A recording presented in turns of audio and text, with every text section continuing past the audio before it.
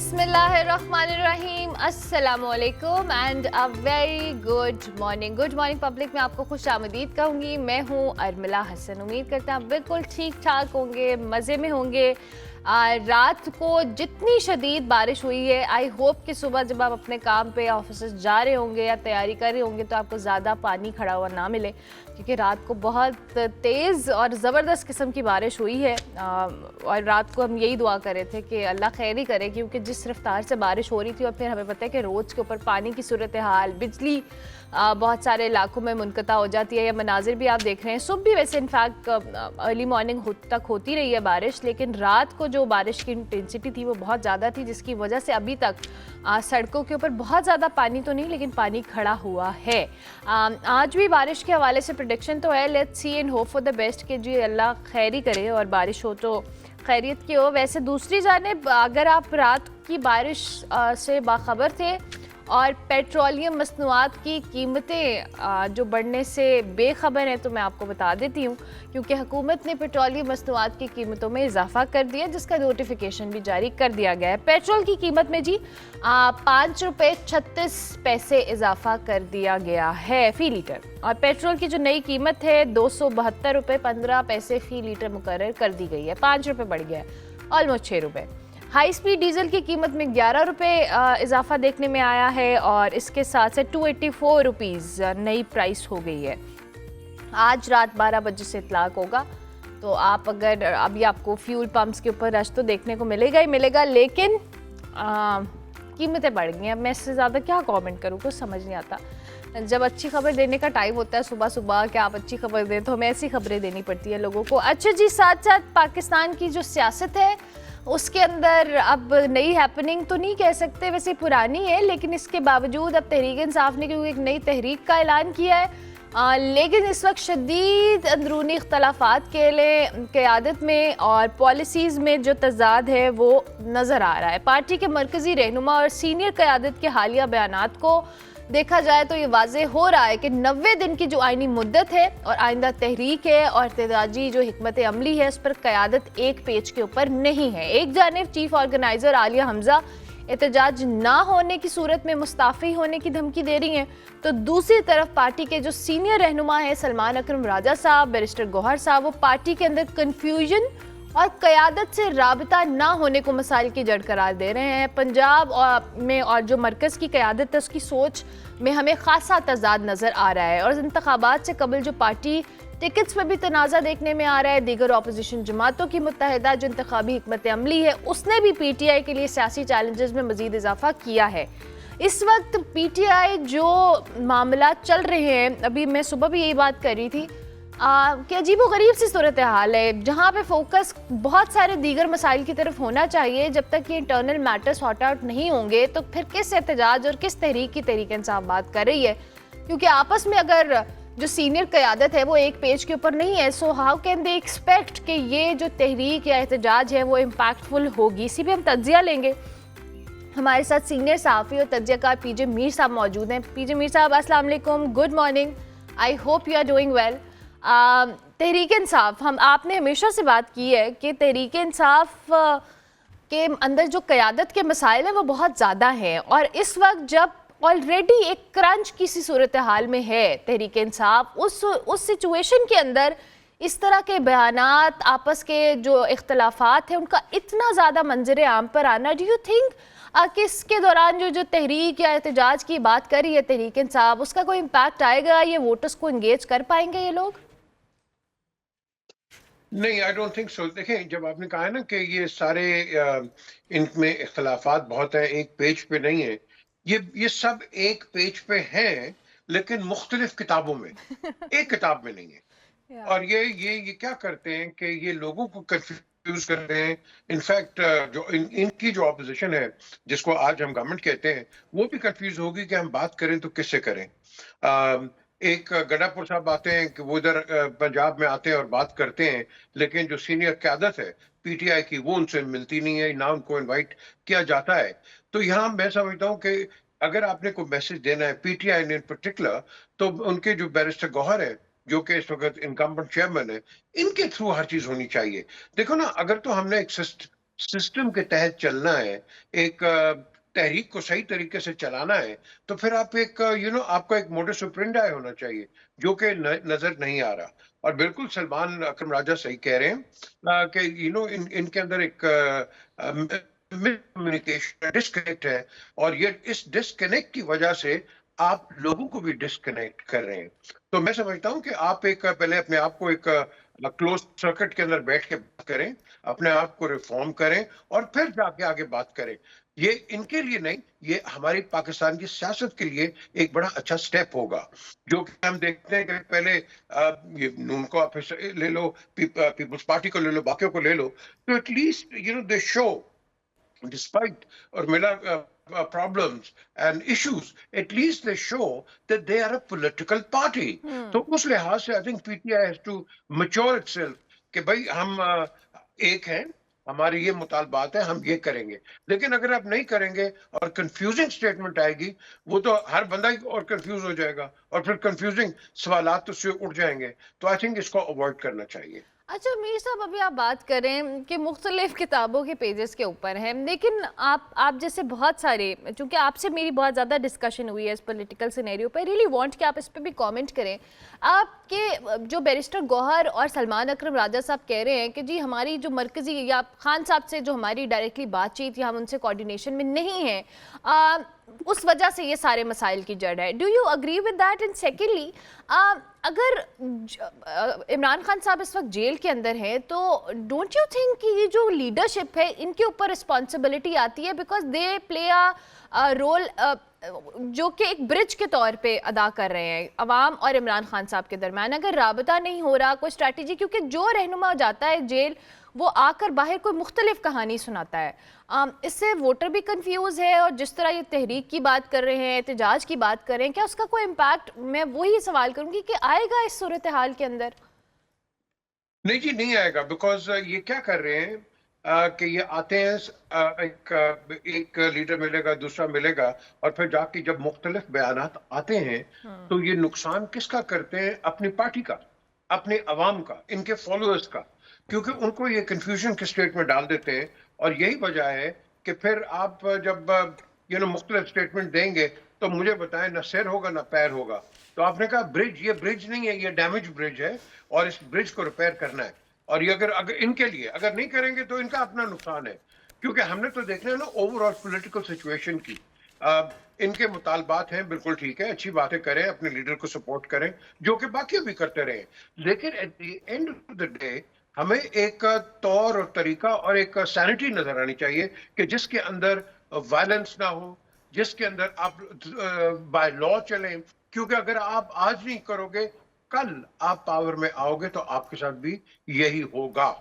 तो इसलिए इस चीज को मद्देनजर रखते हुए आई थिंक हमें संजीदगी दिखानी है। और मेरा, अगर आप संजीदगी नहीं दिखाएंगे तो ये डैमेज जो है बहुत गहरा होता जाएगा, और हो रहा है। मीर साहब, अली अमीन गंडापुर साहब के हवाले से माजी के अंदर भी हमने देखा है कि उनके जो बयानात होते हैं, उनकी जो स्टेटमेंट्स होती हैं, वो भी कहीं बहुत पॉजिटिव वे में उसको परसीव किया जाता है, और कहीं उसमें बहुत ज़्यादा नेगेटिविटी भी नज़र आती है। और इस वक्त जो पार्टी ने डिसोन किया है उनकी स्टेटमेंट्स को, उनके मौक़िफ़ को, और पार्टी का मौक़िफ़ नहीं कह रहे वो, लेकिन दूसरी जानिब जिस हिसाब से वो बढ़ चढ़ के मीडिया टॉक्स कर रहे हैं, तहरीक के हवाले से वोकल हैं, डू यू थिंक कि मरकज़ी क़यादत का जो इख्तलाफ है अली अमीन गंडापुर साहब से, वो है, या वाकई ये पार्टी मौक़िफ़ नहीं है, और जो अली अमीन गंडापुर साहब की स्टेटमेंट्स हों, प्रेस टॉक्स हों, जिस तरह वो तहरीक लीड करने के हवाले से बात करें, दो कि उनके ऊपर भी खासे लोगों को डाउट्स हैं कि उनकी जो अपनी कारकर्दगी है उसकी वजह से शायद वो इनिशिएट कर रहे हैं?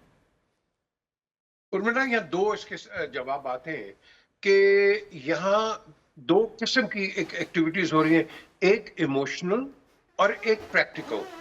तो ये जो दोनों स्टेटमेंट्स आ रही हैं, इमोशनल भी और प्रैक्टिकल भी, इसके अंदर बिल्कुल यस। पहले तो मुझे बताएं भाई, आपकी मरकजी क़यादत है कौन है, ये बताएं ना मुझे।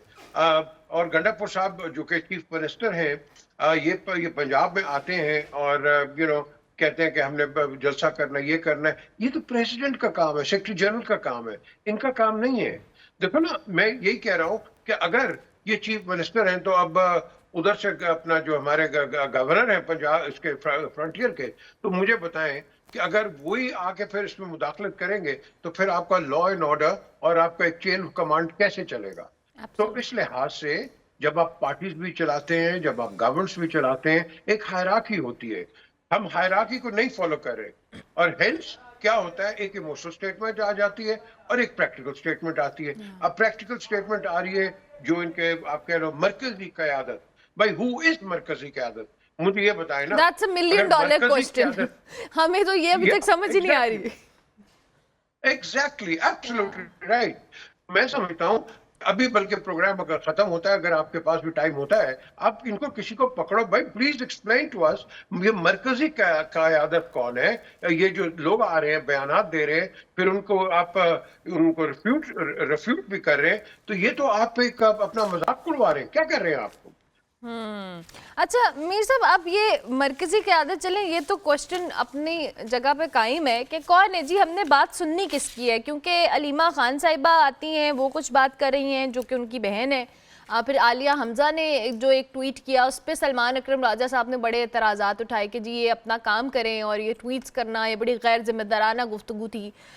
फिर बैरिस्टर गौहर की स्टेटमेंट, हर एक का डिफरेंट स्टांस हर एक ने अपनाया हुआ है, लेकिन इस सारे में तहरीक इंसाफ आप कैसे मैनेज करेगी? ये जो 5 अगस्त का एहतजाज है या 90 दिन का आर या पार वाला एक ऐलान इन्होंने किया है, क्या करेगी? क्या थॉट प्रोसेस होगा? Because at the end of the day हुकूमती machinery is not very supportive.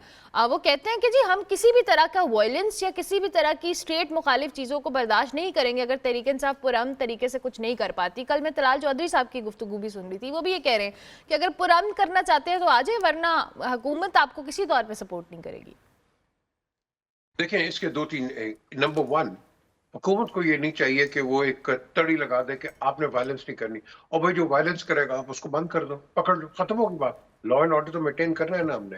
ये कोई बनाना रिपब्लिक तो नहीं है कि वेदर गवर्नमेंट के लोग आके ये लोग इस तरह की दंगा फसाद करें या ऑपोजिशन के करें। हमें अमन चाहिए हर एक के लिए। ये अवाम एक है, ठीक है, ये कोई इसको सपोर्ट करता है, कोई इसको सपोर्ट करता है, लेकिन हमने एक नेशनल यूनिटी भी तो कोई दिखानी है ना यार। हम नेशनल यूनिटी नहीं है, वो कोई इधर से कोई थ्रेट कर देता है। अब फॉर एग्जांपल गंडापुर साहब आए तो यहाँ इंफॉर्मेशन मिनिस्टर वो कहती है कि हाँ अब अगर आप वैसे आए हैं तो बिल्कुल अच्छा है, लेकिन दहशत गर्दी नहीं होगी। आपको choice of words have to be very very delicate. Choice of words में क्या होता है, आगे फिर प्रोवोकेशन आ जाती है, और फिर जब आप और मैं या कोई हम बैठ के बात करते हैं तो instead of being a focus conversation, हमारी कॉन्वर्सेशन उनकी प्रोवोकेशन पे चली जाती है। ये इस पे नहीं होना चाहिए। और ये जो इस वक्त जो सिचुएशन है, ये देखो अलीमा बहन है, इमरान की बहन है, वो इज नॉट अ पॉलिटिको, वो पॉलिटिकल पार्टी की कोई वर्कर नहीं है। वो अपने भाई को सपोर्ट कर रही है, जिस तरह बेनजीर ने अपनी वालदा को किया था, अपने अपने वालिद को किया था, मरियम ने अपने वालिद को किया था। लेकिन बाद में ये लोग पॉलिटिक्स में आए, तो at this present moment in time या तो अलीमा डिक्लेयर कर दें कि भाई I have join the Pakistan Tehreek Insaf, and then through the क़यादत, जो अभी आपने सलमान अकरम की बात की है, वो बिल्कुल सही कह रहे हैं। सेक्रेटरी जनरल के थ्रू जो भी बात होती है आप वहां से जाते हैं इन a system at least.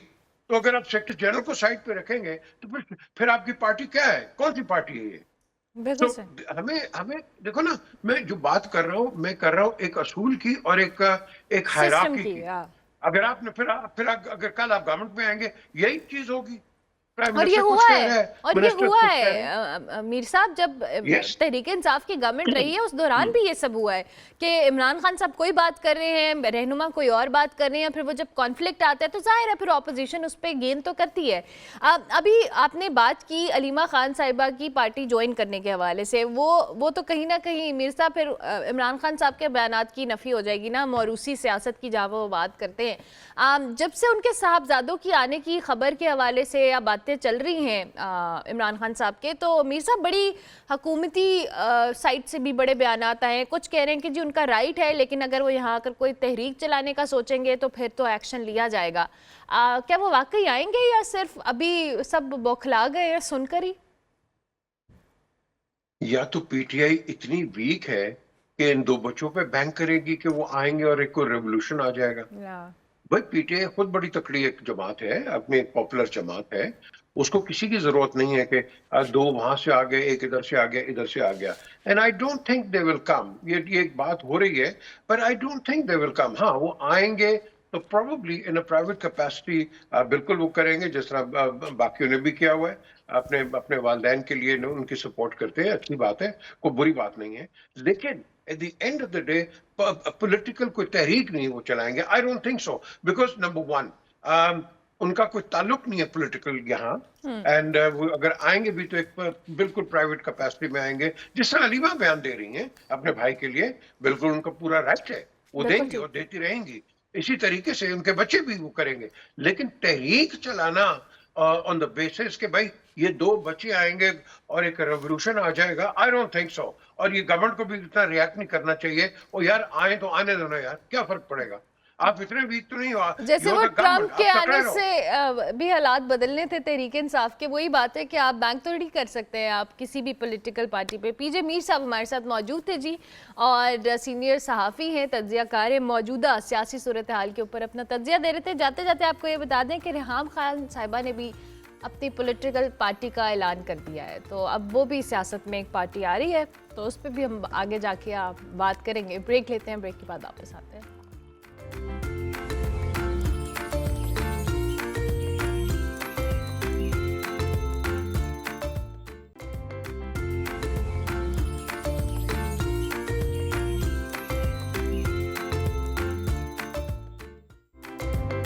Welcome back to good morning public जी। ब्रेक के बाद वापस आ गए हैं। आज जो कि हम इस टॉपिक जिसको हम डिस्कस करने वाले हैं वो यूटिलिटी स्टोर्स की बंदिश के हवाले से है। हुकूमती फैसले के खिलाफ मुल्क भर में मुलाजमीन शदीद गमो गुस्से का शिकार हैं और मुख्तलिफ शहरों में एहतजाजी मुजाहरे शिद्दत इख्तियार करते जा रहे हैं। पेशावर, सक्खर, हैदराबाद समेत कई शहरों में यूटिलिटी स्टोर्स के मुलाजमीन ने हुकूमत के इस इक़दाम को जालिमाना फैसला करार देते हुए फौरी तौर पर वापस लेने का मुतालबा भी किया है। मुजाहिरीन ने कहा है कि ये इदारा ना सिर्फ मुनाफा बख्श है बल्कि मुल्क भर के 14,000 से ज्यादा मुलाजमीन और उनके खानदानों का वाहिद जरिया मौश भी है। एहतजाज में शरीक जी मुलाजमीन ने अदालती हुक्म ने इम्तनाई के बावजूद बदतरफियों और तनख्वाहों की अदम अदायगी को अदालती अहकामात की खुली खिलाफ वर्जी करार दिया है और खबरदार किया है कि अगर ये फैसला वापस ना लिया गया तो वो इस्लामाबाद की तरफ मार्च और धरना समेत मुल्क घीर जो एहतजाज है उस पर मजबूर होंगे। ये मसला क्या है, एहतजाज क्यों कर रहे हैं, इस हवाले से हमारे नुमाइंदे हैदर मुनीर वहाँ पे मौजूद हैं, उनसे बात कर लेते हैं। जी हैदर, बताइएगा। जी बिल्कुल, इस वक्त मुल्क भर में यूटिलिटी स्टोर्स के मुलाजमीन सरापा एहतजाज हैं। उसकी एक बुनियादी वजह है कि वफाकी हुकूमत ने यूटिलिटी स्टोर को मुकम्मल तौर पर बंद करने का फ़ैसला कर लिया और अब इसकी जो डेडलाइन है वो 10 जुलाई से बढ़ाकर 31 जुलाई कर दी गई है। इसका मैं अगर आपको माजी में बताता चलूँ तो 1971 में उस वक्त के वज़ीर-ए-आज़म जुल्फ़िकार अली भुट्टो ने चीन की तर्ज के ऊपर ये यूटिलिटी स्टोर जो है वो उसका आगाज़ किया, जिसका मकसद जो है वो मार्केट के मुकाबले में इन स्टोर्स के ऊपर आम आदमी, गरीब आदमी को जो है वो रिलीफ फराहम करना था। जो रिकॉर्ड्स हैं उनके मुताबिक अगर बात की जाए तो पहली 2 दहाइयाँ जो हैं वो ये जो प्रोग्राम था यूटिलिटी स्टोर्स का ये ठीक रहा, जहाँ पर आवाम जो है मुस्तफ़ीद भी होते रहे। जिसके बाद अगर बात करें 2000 की बात करें तो उस जानब जो एक रिपोर्ट है उसके मुताबिक 10 से 15 अरब रुपए का हसारा हमें देखने को नजर आया। इसी तरह 2008 में भी इसको एक दफ़ा बंद करने का जो है वो सोचा गया, लेकिन सियासी दबाव और अवामी जो उस वक्त एक आम इंतखाबात थे जिसके बायस एक दफ़ा फिर जो है वो यूटिलिटी स्टोर्स को दोबारा फाल किया गया। और जिसके बाद बात करें तो 2013 में मुस्लिम लीग नून की हुकूमत आई जिन्होंने 30% जो स्टोर्स हैं वो बंद कर दिए और इसमें जो है एक दफ़ा फिर से जो सब्सिडी है उसको भी बढ़ाया गया।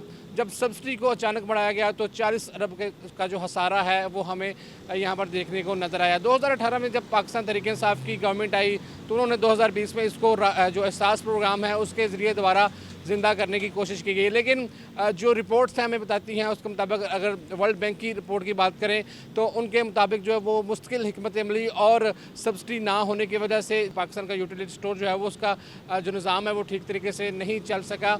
और अगर नैब की बात करें तो अकाउंट उनकी एक रिपोर्ट के मुताबिक इसमें जो 73% जो मुलाजमीन हैं वो सियासी बुनियादों पर तैनात किए गए। आपको बताते चलें तो साबिक वज़ीर आला पंजाब जो मंजूर भुट्टो उस वक्त के जब वो वज़ीर सनतो पैदावार थे तो उनके दौर में उनके ही जो इलाका है दीपालपुर वहाँ से 3000 जो है वो जो मुलाजमीन को भर्ती किया गया। और नेशनल अकाउंटेबिलिटी ब्यूरो की रिपोर्ट भी इसी तरह कहती है कि 73% जो यहाँ पर तैनातियाँ हैं वो सियासी बुनियादों पर की गई। अब चूँकि दूसरा हमने यूटिलिटी स्टोर्स के ऊपर भी जो मुख्तलिफ रिपोर्ट सामने आई, वहाँ पर एक ऐसे इलाकों में भी यूटिलिटी स्टोर का वाज़ह तौर पर निज़ाम न बनाया गया जिसकी वजह से पोर्श इलाकों में भी यूटिलिटी स्टोर मौजूद है जहाँ पर आवाम को ज़रूरत नहीं थी। यूटिलिटी स्टोर का मकसद जो है वो आम आदमी, गरीब आदमी को रिलीफ फ्राहम करना था, जो कि मुसलसल जो उसमें फ्राहम करवाने में हमें नाकाम नज़र आता था। ताहम इस हवाले से अब हुकूमत ने जो है वो फैसला किया कि उसको मुकम्मल तौर पर जो है वो बंद कर दिया जाएगा। इसमें तकरीबन 11,000 के करीब मुलाजमीन हैं, जिसमें से 5,000 मुस्तकिल हैं और 6,000 जो हैं वो आरजी डेली वेजेस हैं। और हुकूमत के जारी करदा बयान के मुताबिक 6,000 जो डेली वेजेस हैं उन्हें फ़ारग कर दिया जाएगा, लेकिन जो मुस्तकिल तौर पर 5,000 हैं उन्हें आइंदा किसी भी मुस्तकबिल में किसी दीगर महकमे में जो है वो एडजस्ट कर दिया जाएगा। ताहम इस हवाले से अब 31 ये डेट आ रही है, तब ये जो है मुकम्मल तौर पर यूटिलिटी स्टोर जो बंद हो जाएंगे। बड़ी तादाद में जो पहले ही बंद किए जा चुके हैं। ताहम इस हवाले से मुल्क के बेशतर इलाकों में यूटिलिटी स्टोर्स के मुलाजमीन जो हैं वो इस सरापा एहतजाज हैं। ये वो तमाम तर वजूहात हैं जिनकी बुनियाद पर हुकूमत पाकिस्तान ने अब यूटिलिटी स्टोर को जो है बंद करने का फ़ैसला किया। और आपको बताते चलें तो हाल ही में पिछले सीज़न भी हमने देखा कि 50 अरब की जो सब्सिडी है वो भी हुकूमत की जानिब से नहीं दी गई। तो इसी तनाज़र में जो है वो अगर हुकूमत के बयानात की बात करें तो उनके कहना है कि अब इसके मुतबादल जो है वो हुकूमतें भी अपने अपने सूबों में रिलीफ फ्राहम कर रही हैं। दीगर मनसूबे जो हैं वो कम कर दिए गए हैं, जिसकी वजह से अब इस मनसूबे की मुसलसल नाकामी की वजह से अब इसको बंद किया जा रहा है। गुज़िश्ता 2 साल से इस महकमे का ऑडिट भी नहीं किया गया। मुख्तलिफ पॉलिसीज़ हुकूमतें तब्दील होने की वजह से ये जो अदारा है जो कि 1971 में शुरू किया गया था, जिसका मकसद आम आवाम को रिलीफ देना था, अब वो गलत पॉलिसीज़ और सियासी हिकमत अमली की वजह से अब ये 31 इस तारीख को ख़त्म किया जा रहा है। जी ठीक हो गया। Thank you very much Haider Mani, बहुत शुक्रिया कि आप इस हवाले से बता रहे थे। हमारे साथ नदीम इकबाल साहब भी मौजूद हैं, chairman all Pakistan national worker union. उनको भी हम खुश आमदीद कहते हैं। बहुत शुक्रिया नदीम साहब आपका भी। आप पर आने से पहले और आपसे बात करने से पहले मैं ज़रूर एक और टॉपिक, चूँकि पाकिस्तान में और स्पेसिफिकली हम लाहौर में बात करें तो मेगा सिटी में साफ़ पानी का जो मसला है वो बड़ा दिन ब दिन ख़राब हो रहा है। हुकूमत की जानिब से शहर भर में 905 फिल्ट्रेशन प्लांट्स तो नस्ब किए गए हैं, मगर उनमें 289 के करीब या तो मुकम्मल तौर पे बंद हैं या जुज़वी तौर पर नाकारा हो चुके हैं। शहरी जो हैं दूर दराज इलाकों से पानी लाते हैं, जो प्लांट्स फ़ाल हैं वो भी गंदगी और उसमें जो चोरी शुदा पुर्जे हैं उसके बायस ख़तरनाक हद तक वो गैर महफूज हो चुके हैं। ये सारा मामला जो है इस वक्त हम हाफिज़ उस्मान हमारे नुमाइंदे हमारे साथ मौजूद हैं, ज़रा हम उनसे बात कर लेते हैं क्योंकि वो शहरियों के साथ मौजूद हैं। हाफिज़ उस्मान बहुत शुक्रिया। एक तरफ जहां हम यूटिलिटी स्टोर्स का जिक्र कर रहे हैं तो दूसरी जानिब ये पानी का मसला लाहौर के अंदर अपनी जगह पे कायम है। क्या सूरत हाल है जी, और जिन शहरियों के साथ आप खड़े हैं क्या कह रहे हैं लोग?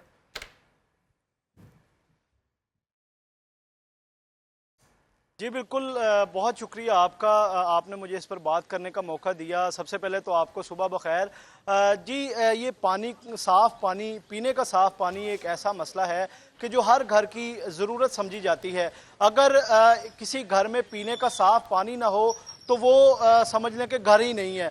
तो इस वक्त एक बड़ा अहम मसला लेके जो है वो हम अपने नाजरीन के सामने पेश हुए हैं। इस वक्त मेरे साथ शहरी जो है वो जो मौजूद हैं वो भी बहुत गम और गुस्से का इजहार कर रहे हैं। इस वक्त मैं लाहौर के इलाका टाउनशिप में मौजूद हूँ जो कि एक गुंजान आबाद इलाका कहलाता है, बड़ी आबादी वाला इलाका कहलाता है। इस इलाके के और भी बहुत से मसाइल हैं, लेकिन सबसे बड़ा जो मसला है वो साफ़ पानी की किल्लत का है। शहर लाहौर की अगर बात कर ली जाए तो 900 से ज़ायद जो फिल्ट्रेशन प्लांट की नई तनसीब की गई, लेकिन उसके बावजूद भी जो 300 के करीब फिल्ट्रेशन प्लांट हैं वो अभी भी बंद हैं। तो ज़्यादा वक्त ज़ाया किए बगैर शहरियों से गुफ्तगू करेंगे, उनसे बात करवाने की कोशिश करेंगे। अच्छा आप बताइएगा सबसे पहले कि बहुत बड़ा मसला है आपके इलाके का, साफ़ पानी की किल्लत।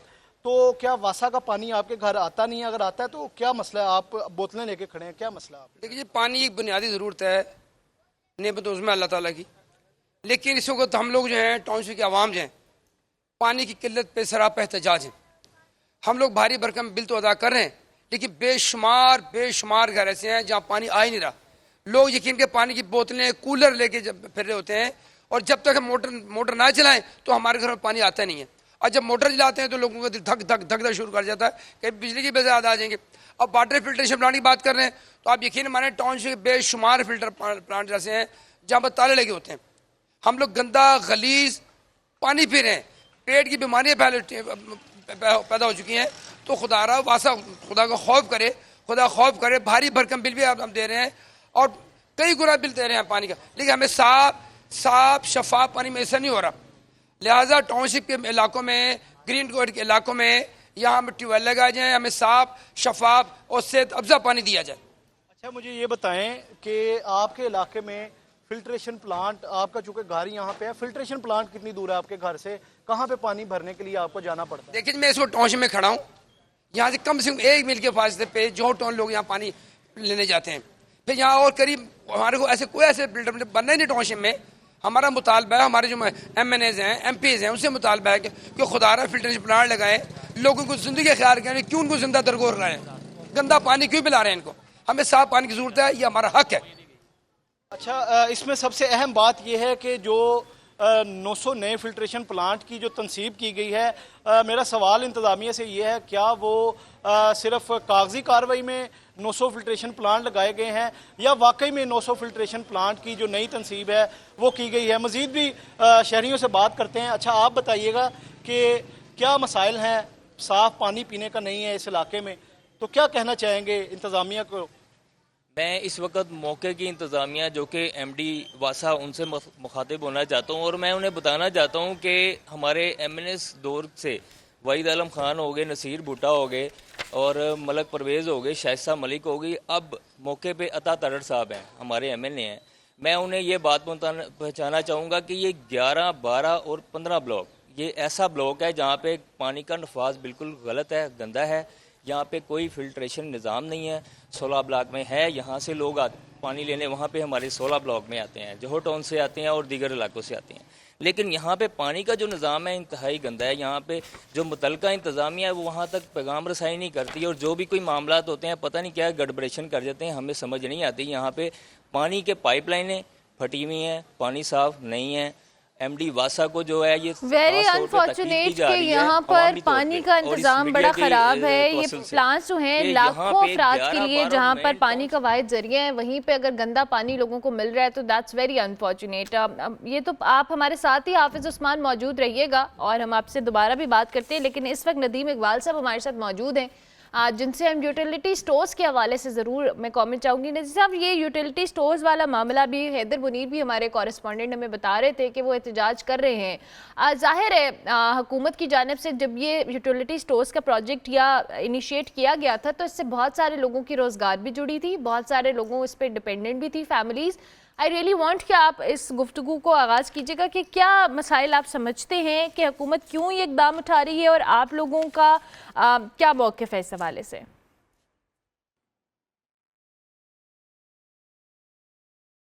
बिस्मिल्लाहिर्रहमानिर्रहीम। मैं सबसे पहले आपका शुक्रिया अदा करता हूँ कि आपके मॉर्निंग प्रोग्राम में मुझे मदऊ किया। और यूटिलिटी स्टोर्स के हवाले से मैं आपको बताना चाहता हूँ, ये 1971 से लेके आज तक, 1971 से हमने 12 स्टोर से काम शुरू किया और पीक जब हमारी आई, यूटिलिटी स्टोर पीक पे गया तो 5400 स्टोर पे हमने शुरू हुआ। 5400 स्टोर पे गवर्नमेंट ऑफ पाकिस्तान ने इसको फिर बर्बाद करना शुरू किया।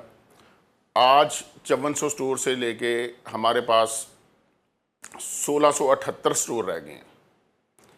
तमाम स्टोर इन्होंने बंद कर दिए, प्री प्लान इन्होंने बंद किया।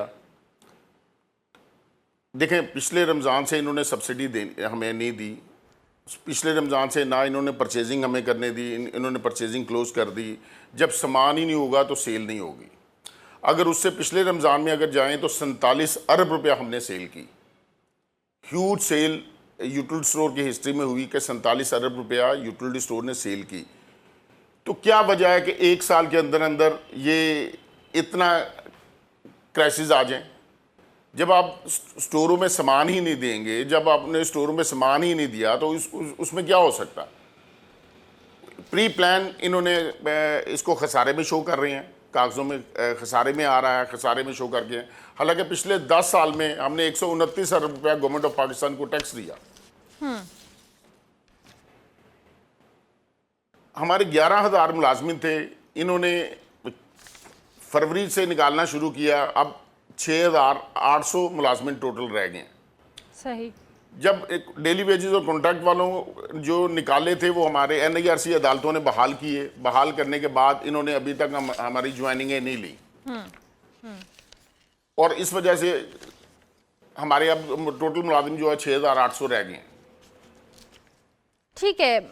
और दूसरी अगर बात कहें कि हमारे एहतजाज, ठीक है नदीम साहब, आप हमारे साथ ही मौजूद रहिएगा, चूँकि हाफिज़ उस्मान हमारे साथ मौजूद है। मैं क्विकली हाफिज़ उस्मान, मैं आपसे जानना चाहूँगी कि जाहिर है जिस तरह से अभी ये बात कर रहे हैं, अच्छा ठीक है, लाइन ड्रॉप हो गई है। अच्छा नदीम साहब, मेरा अगला सवाल, हुकूमत कहती है जी कि इसमें करप्शन वाला मामला भी अपनी जगह पे मौजूद है। हमें थोड़ा सा इस हवाले से बताएं। आपने कहा कि आप लोगों के साथ जो मुलाजमीन हैं, फिर सब्सिडी देना बंद की गई, मुलाजमीन फारिग करना शुरू किए, लेकिन उसके बावजूद जो हुकूमत स्टांस अपना रही है, आप उसका काउंटर क्या जवाब देंगे? एंड सेकेंडली, अब आप लोगों का अगला लाहे अमल क्या है? क्योंकि एहतजाज तो किया जा रहा है, हुकूमत कोई रिप्रेजेंटेशन हो, कोई ऐसी कमेटी हो जिससे आपकी बातचीत हो रही है?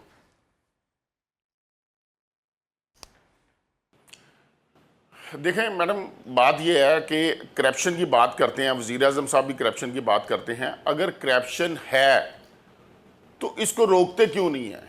एजेंसियां किसके कंट्रोल में है? टोटल पाकिस्तान की एजेंसियां वज़ीर आज़म साहब के कंट्रोल में है। अगर कंट्रोल में है तो करप्शन है, तो इसको करप्शन को क्यों नहीं रोकते?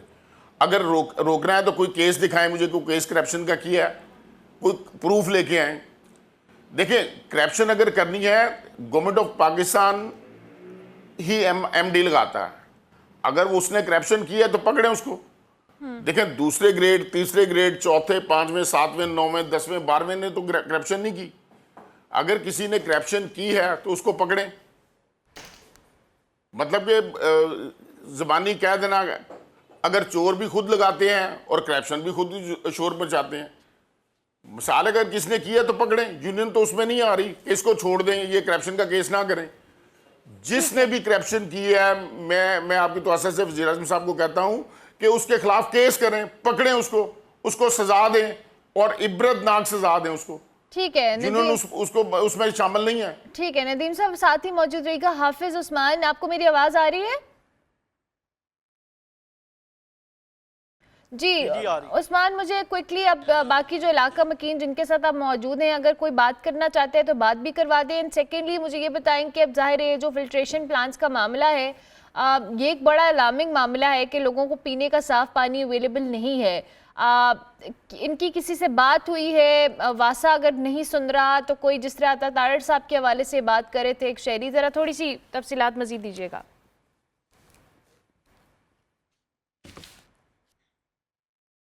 जी बिल्कुल, शहरी से किसी से बात करके मैं आपकी, इन्होंने कूलर भी एक पकड़ा हुआ है, एहतजाजन इन्होंने खाली कूलर पकड़ा हुआ है, इनसे बात करते हैं।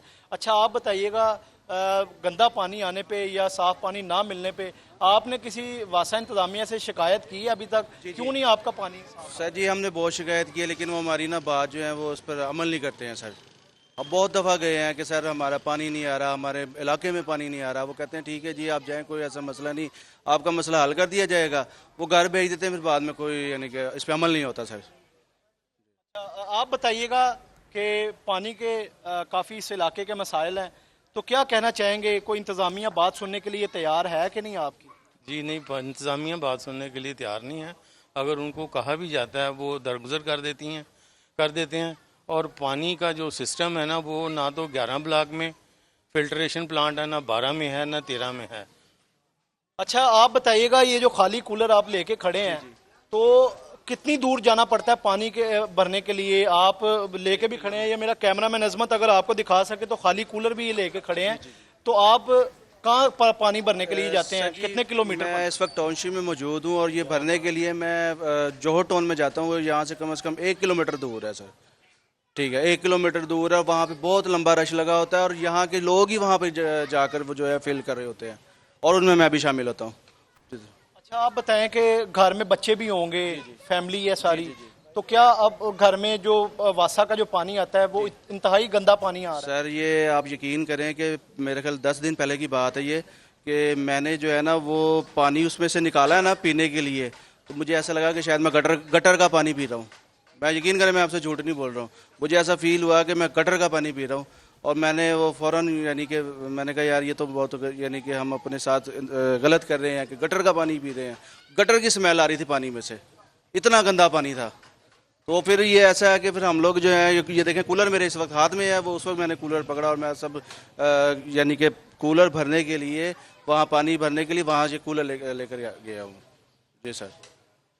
आपने इनकी गुफ्तगू सुनी, इंतहाई अफसोसनाक बात है कि उन्होंने इतना बड़ा इंकशाफ किया है हमारे साथ बात करते हुए कि उनके घर पानी उनको महसूस हुआ है जैसे गटर का पानी मिक्स हो। दैट्स होकर वेरी जो है वो पानी अनफॉर्चुनेट। उनको मिल हाफिज रहा है। उस्मान, तो बहुत और भी शुक्रिया कुछ बुजुर्ग- आपका कि आप हमारे साथ मौजूद थे और इस पानी के मसले के हवाले से आप हमें बता रहे थे।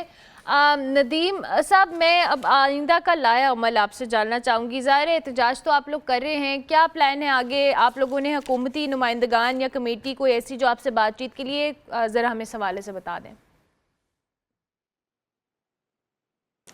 मैडम, आज का एहतजाज हमारा ये स्कीम मोड में है और कल एहतजाज इस्लामाबाद में है और कल के एहतजाज के बाद हमारे जनरल सेक्रेटरी साहब अगले लाहे अमल का ऐलान करेंगे।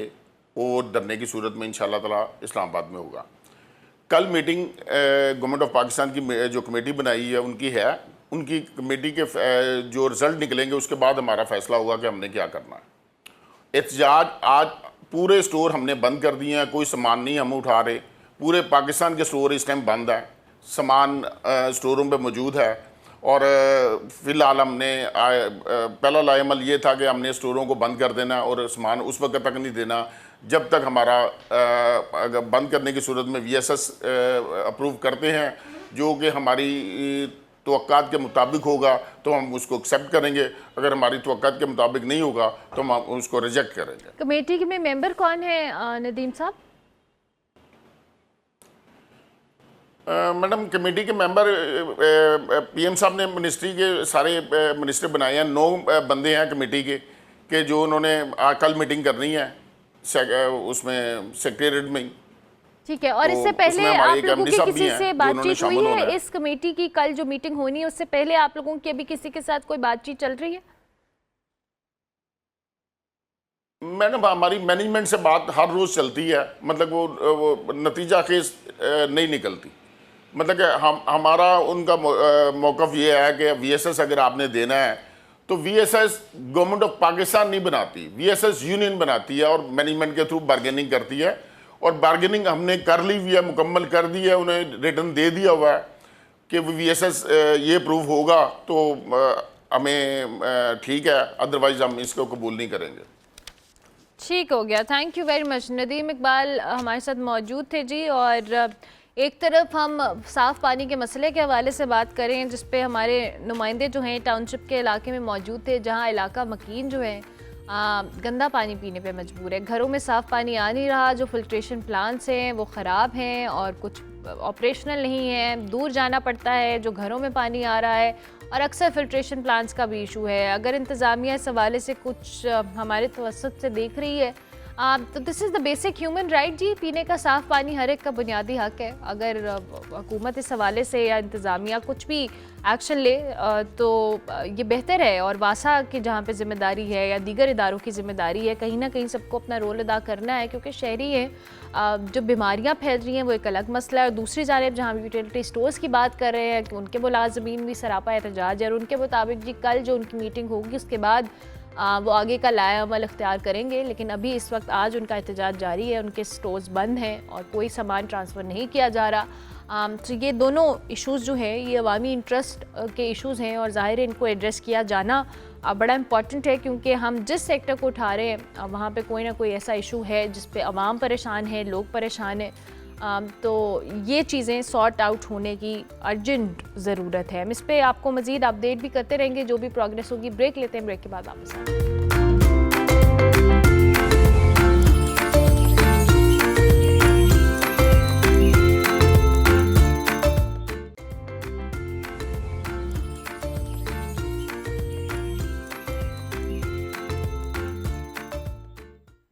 Welcome back to good morning public. जी ब्रेक के बाद वापस आ गए। हुकूमत ने जी तनख्वाहदार तबके के लिए जो टैक्स रिटर्न वाला सिस्टम है उसको आसान बनाने के लिए एक नया ऑटोमेटेड टैक्स फाइलिंग सिस्टम मुतारिफ करवाया है। ये ऑटोमेटेड जो सिस्टम है इसके ज़रिए CNIC हो, तनख्वाह से कटने वाला टैक्स हो, बैंक अकाउंट्स हो, रजिस्टर्ड ख़रीदारियों की मालूमात ख़ुद ब खुद हासिल हो सकेंगी। और इस नए निज़ाम के तहत जो मुख्तलिफ क्वेश्चंस हैं या मुख्तलिफ क्वेरीज़ हैं उनको कैटर किया जाएगा। ताहम रिटर्न जमा करवाने का जो अमल है उसको आसान या ट्रांसपेरेंट करने के लिए ये सिस्टम मुतारिफ करवाया गया। फ़िलहाल ये अंग्रेज़ी ज़बान में अवेलेबल है, लेकिन इसका उर्दू वर्जन भी है। वो एंड ऑफ जुलाई तक आई गेस इसको मुतारिफ करवाया जाएगा। दीगर इलाकाई ज़बानों के हवाले से भी किया, लेकिन प्राइम मिनिस्टर शहबाज शरीफ साहब ने FBR को भी हिदायत दी है इस हवाले से कि शहरियों की सहूलत के लिए इस चीज़ को मेक श्योर किया जाए कि ये ईजी और एक्सेसिबल हो। इस पर ज़रा मज़ीद इस सिस्टम के हवाले से और जो टैक्स रिटर्न हम हमेशा सुनते हैं इस पे हम ज़रा बात कर लेते हैं। हमारे साथ जरगाम वड़ाई साहब मौजूद हैं, टैक्स लॉ एक्सपर्ट हैं, उनको हम खुशामदीद कहते हैं। थैंक यू जी, बहुत शुक्रिया। जरगाम साहब थोड़ा सा हमें इस सिस्टम के हवाले से एक्सप्लेन कीजिएगा ताकि लोगों को भी और मेरी अंडरस्टैंडिंग के लिए भी एक चीज़ क्लियर हो जाए। अच्छा मैम, ये जो सैलरीड क्लास होती है इसको जब सैलरी की डिस्बर्समेंट होती है एम्प्लॉयर की तरफ से, तो जो एम्प्लॉयर है वो बाय लॉ एक विद होल्डिंग एजेंट है जिसने अपने एम्प्लॉयज़ की सैलरीज़ के ऊपर टैक्स को डिडक्ट करके जमा करवाना होता है। अच्छा, अब जब से ये सिस्टम सारा ये इसको इंटीग्रेट करते जा रहे हैं और ये FBR अपने सिस्टम को डिजिटलाइज़ कर रहा है, तो अब ये दोनों तरफ से इंफॉर्मेशन जो है वो काउंटर चेक होती हैं। एम्प्लॉयर जब भी किसी एम्प्लॉई का सैलरी के ऊपर टैक्स डिडक्ट करके डिपॉजिट करवाता है तो वो उसके CNIC के ऊपर डिपॉजिट हो रहा होता है। बिल्कुल ठीक है। अच्छा, अब वो सारी जो इंफॉर्मेशन है विद होल्डिंग की, वो जिस एम्प्लॉई की भी डिडक्शन हो रही होती है उनके अपने इंडिविजुअल पोर्टल्स के ऊपर उनके CNIC के अगेंस्ट वो पैचअप हो रही होती हैं। बिल्कुल ठीक है। अच्छा, अब वो उन्होंने ये सिस्टम तो ऑलरेडी पिछले कई सालों से इसको बेहतर कर रहे थे। बिल्कुल ठीक अब इसको ये थोड़ा सा ज़रा बताना शुरू कर दिया उन्होंने लोगों को, जी ये इस तरह हो रहा है। ये लास्ट ईयर भी अपार्ट फ्रॉम सैलरीड इंडिविजुअल्स जो बिजनेसेस भी थे उनकी भी टैक्स रिटर्न्स के अंदर ऑटोमेटिकली जो विद होल्डिंग की डिटेल्स थी वो फैच हो रही थी रिटर्न्स के अंदर। ठीक है। अभी ये सैलरीड क्लास के लिए क्योंकि ये ज़्यादा ईजीली एक्सेसिबल इसलिए है क्योंकि उनकी ईयर में एनुअली 12 सैलरीज आनी है और उस पर 12 डिडक्शंस होनी है। बिल्कुल सही। तो वो उसका ट्रैक जो है और उसके जो काउंटर चेक है वो इतना ज़्यादा डिफ़िकल्ट नहीं है जितना बिजनेसेस, क्योंकि बिजनेसेस की तो थाउजेंड्स ऑफ ट्रांजैक्शंस हो रही होती हैं जिसके ऊपर टैक्स की डिडक्शंस हो रही होती हैं। अच्छा, वो कर ये इस तरह रहे हैं कि सैलरीड क्लास के लिए उन्होंने एक सिंप्लीफाइड सैलरीड इंडिविजुअल्स के लिए रिटर्न फॉर्मेट इंट्रोड्यूस किया हुआ है पिछले कई सालों से, उसको वो बेहतर करते जा रहे हैं, जिससे वो आपसे अभी ये जो इस सिस्टम की जो अभी प्राइम मिनिस्टर ने बात की है उसमें वो 8 डिजिटल विंडोज़ लॉन्च कर रहे हैं, जिसमें हर डिजिटल विंडो के अंदर वो आपसे इनिशियली जब आपने अपने लॉगिन से आपने लॉगिन किया है पोर्टल को, तो आपके CNIC का पोर्टल को चला गया। बिल्कुल ठीक है। अब वो आगे आपसे आपके एम्प्लॉयर की डिटेल पूछेंगे। जब आप अपने एम्प्लॉयर की डिटेल देंगे तो ऑलरेडी उस एम्प्लॉयर ने भी आपकी डिडक्शन की होगी, उधर से आपकी सैलरी और टैक्स डिडक्शन की अमाउंट आ जाएगी। फिर वो आगे फर्दर आपसे आपके बैंक अकाउंट्स की डिटेल पूछेंगे। अभी ये बैंक्स की जो डिटेल्स हैं ये इतनी अलाइन नहीं हुई, मगर इनका टारगेट यही है कि जो क्लोजिंग बैलेंसेस हैं वो भी वो बैंक से वेरीफाई करके आपके पोर्टल पे क्लोजिंग बैलेंसेस आ जाएं। अच्छा, और फिर उसके बाद ऐसी परचेजेस जो कोई टैक्सेबल परचेजेस हैं और जो रिटेलर या जिससे आपने परचेज़ की है अगर वो रिपोर्ट कर रहा है आपके CNIC के ऊपर तो वो परचेजेस भी फैच हो जाएंगी। इस तरह ये स्टेप बाय स्टेप आप अपनी एक बेसिक इन्फॉर्मेशन दे के एक जो लेमैन है जिसकी कोई ज़्यादा कॉम्प्लिकेटेड कोई टैक्स की वर्किंग्स नहीं है और वो सिर्फ सैलरी इनकम अर्न कर रहा है, तो वो सिर्फ इस बेसिक इन्फॉर्मेशन से अपनी एक सिंप्लीफाइड जो रिटर्न है उसको फाइल कर सकता है, ताकि वो ज़्यादा से ज़्यादा, क्योंकि सैलरी क्लास एक ऐसी क्लास है जिसको हमेशा से टारगेट भी किया जाता है और जिससे टैक्स लेना सबसे आसान है, क्योंकि उसके हाथ में नहीं होता कि वो कुछ टैक्स मैनेजमेंट कर सके या कुछ कर सके। और एम्प्लॉयर के लिए भी आसान होता है कि वो अपनी रिस्पॉन्सिबिलिटीज़ अपने प्रोफाइल को करने के लिए एम्प्लॉयज़ की डिडक्शन पूरी करके वो उनकी जो पेमेंट्स है वो कर देते हैं। बिल्कुल सही। तो वो उस सैलरी क्लास के लिए इसको टैक्स की डिडक्शंस को वो करना और फिर उसके ऊपर बटन डालना। अभी लास्ट ईयर का जो सर्वे था, जो रिपोर्ट्स आई थी, जो नंबर्स आई थी, टेक्सटाइल सेक्टर से ज़्यादा सैलरी क्लास ने टैक्स दिया था। तो उस इस तरह की बातों को मीडिया के ऊपर करके और वो उसको हाईलाइट करने का हम कोर इश्यूज़ को इग्नोर कर देते हैं। अभी करंटली एक सबसे बड़ा जो हमारा टैक्स पेयर्स का, कंसल्टेंट्स का या हमारी बिज़नेस कम्युनिटी का जो इशू चल रहा है वो हमारे FBR के लॉगिन का जो QR कोड का इन्होंने एक नया एक फैक्टर इंट्रोड्यूस करवा दिया है कि जी आप अपने पोर्टल को जो रजिस्टर्ड प्रिंसिपल ऑफिसर है या सोल प्रोप्राइटर है या CEO है या ओनर है या जो मेजर डायरेक्टर है, वो अपने मोबाइल से जिसमें वो अपना नंबर और उसका ईमेल लॉगिन हो, उससे अपने पोर्टल को ऑथेंटिकेट करे, वो QR कोड को ऑथेंटिकेट करे, वो वेरीफाई होगा और फिर अगर कोई भी डिवाइस ऐड करनी है तो वो उस मोबाइल से उसको जब तक ऑथेंटिकेट नहीं करेगा वो लॉगिन नहीं हो सकेगा। अच्छा, अब एक पोर्टल के ऊपर आयरिस के पोर्टल के ऊपर, और ये कर क्यों रहे हैं? ये कर इसलिए रहे हैं कि ये FBR जो है हमेशा से अपनी सारी जिम्मेदारियां टैक्स पेयर्स के ऊपर और कंसल्टेंट्स के ऊपर डालता है। बिल्कुल ऐसा ही है। ये खुद अपनी कलेक्शन बेहतर नहीं कर सकते, तो ये विद होल्डिंग की रिस्पॉन्सिबिलिटी आगे दे देते हैं। मैंने आपने ये जो QR कोड की, तो अगर एम्प्लॉयर चेंज हो जाता है इन केस, तो फिर आप कैसे उस चीज़ को मैनेज कर सकते हैं? ये मेरा बिग क्वेश्चन है। अच्छा, एम्प्लॉयर जब चेंज हो जाता है, अगर एम्प्लॉयर 6 मंथ्स की सैलरी दे रहा है और एक एम्प्लॉय जो है वो 6 मंथ्स में एक एम्प्लॉयर के पास है, 6 मंथ्स में किसी और एम्प्लॉयर के पास है। बिल्कुल सही। अच्छा, इसके अंदर इशू अब ये आ सकता है कि जिस एम्प्लॉयर के पास इनिशियली एम्प्लॉई ने काम किया, उसने अपनी, क्योंकि जब हम लोग ये टैक्स के कैलकुलेशन कर रहे होते हैं तो हम लोग पूरे ईयर की एनुअल सैलरी को एस्टिमेट कर रहे होते हैं, उसके ऊपर पूरी एनुअल सैलरी की टैक्स की डिडक्शन को एस्टिमेट करते हैं और उसके ऊपर मंथली डिवाइड करके हम लोग उस हिसाब से डिडक्शन शुरू करते हैं। अब पहले एम्प्लॉयर ने अपने पूरे साल की डिडक्शन की होगी और अगर वो 6 माह के बाद अगर कोई जॉब स्विच कर लेता है, अब दूसरे एम्प्लॉयर ने अपने सिर्फ 6 माह की सैलरी को एस्टिमेट करके डिडक्शन की होगी। बिल्कुल ऐसा ही है। वो डिडक्शन तो सारी आ जाएंगी एम्प्लॉय के पोर्टल के ऊपर, मगर ये है कि विद रिटर्न, क्योंकि वो दोनों इनकम्स जब क्लब होंगी तो आपकी लायबिलिटी बढ़ेगी और डिडक्शन कम की होगी पहले एम्प्लॉयर ने और दूसरे। ये तो आसानी ना हुई ना, ये तो कॉम्प्लिकेट करना ही हुआ कहीं ना कहीं। देखें, कॉम्प्लिकेशन तो वो उन्होंने अपनी तरह से उसको ईजी करना है और प्रैक्टिकल जो इम्प्लीमेंटेशन है वो उससे ये लोग बहुत दूर है, इनको पता नहीं है कि चीज़ें किस तरह इम्प्लीमेंट हो सकती हैं। या मुझे लगता है कि ये वही बात है कि आपने जो भी बात की कि घूम फिर के सारा फोकस जो है वो सैलरीड क्लास के ऊपर है कि वो टैक्स भी दे दे, उसको फाइल भी कर दे। जो बेसिक एक मेजर आपकी जो पॉपुलेशन है या आपका जो तबका है वो टैक्स दे ही नहीं रहा और उनके पास 100 तरीके हैं इस चीज़ को कवर अप करने के। निकलने के आप रिटेलर्स को अभी तक नहीं ला सके, आप बिज़नेस कम्युनिटी को अभी तक ये कॉन्फिडेंस नहीं दे सके कि वो टैक्स नेट में आए। उनको टैक्स देने से किसी भी बिजनेसमैन को मसला नहीं होता, सिर्फ उनको टैक्स नेट में आने का मसला ये होता है कि जी हमें फिर अनड्यू हरास किया जाएगा और हमें ब्लैकमेल किया जाएगा और हमारे से जो है वो अनड्यू डिमांड्स की जाएंगी।